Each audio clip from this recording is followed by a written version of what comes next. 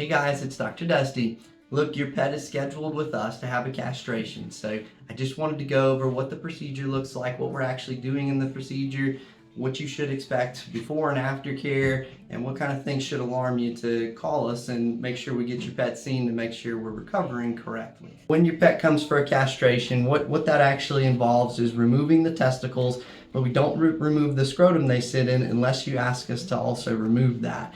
That's usually only necessary in adult large breed dogs because it will be a lot of excess skin, so we like to remove that to prevent any extra problems too.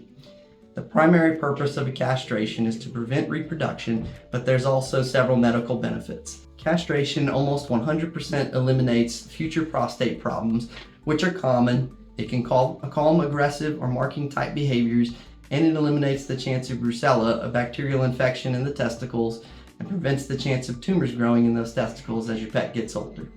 One thing to be aware of with the castration is that after your pet's testicles are removed, you will want to decrease his feeding amount by about 25% to maintain a healthy body weight because testosterone won't have as much of an influence.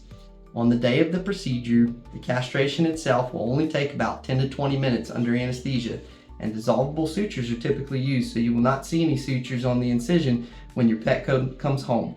After the procedure, your pet will have an incision that will take about 10 to 14 days to fully heal. The most common complications after castration involve being too active or licking at the incision, and we do not recommend bathing or swimming until the incision is fully healed.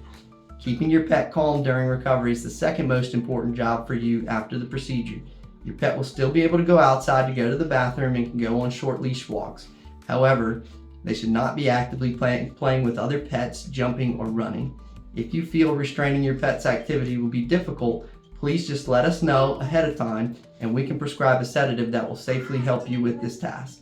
After returning home from surgery, we recommend you give small amounts of food and water equivalent to 1/3 to 1/2 of a normal amount for the first 12 hours, as the anesthetic drugs can sometimes cause the stomach to be sensitive. The anesthesia can also slow the GI tract, so don't be alarmed if you don't see a bowel movement for 2 to 3 days after surgery. We're concerned if this results in your pet not eating, or if you see your pet going outside to defecate and straining but not getting any feces out. However, if you just don't see any feces for 2 to 3 days, don't be alarmed. After the procedure, your pet will be sent home with pain medications to help stay comfortable until healed. Antibiotics are not routinely prescribed because this procedure is performed sterilely. The last thing I want to cover is what you should be looking for to know there's a problem after the procedure and what we would need to see your pet again for. The top things would be if you see swelling, redness, or discharge from the incision. That's usually indicative of an infection. If your pet refuses to eat or drink for more than 24 hours, if he has excessive lethargy or weakness, or if there's any vomiting or diarrhea, any of these could be side effects from the medication, from the anesthesia, or a different issue altogether.